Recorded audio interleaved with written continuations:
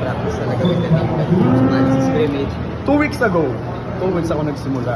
Dahan-dahan lang kasi nga kailangan kong i-minimize yung yung minutes ko kasi nga minsan sumasakit kasi yung nerve ang hirap eh.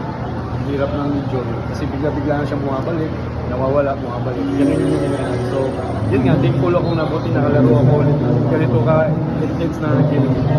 But nung practice, nag-tune up ako against Renor siya ng USD. So, ayun naman, nakalaro naman ako ng Ayers. Naka-minutes restriction ka ba o kahit babad okay ka na?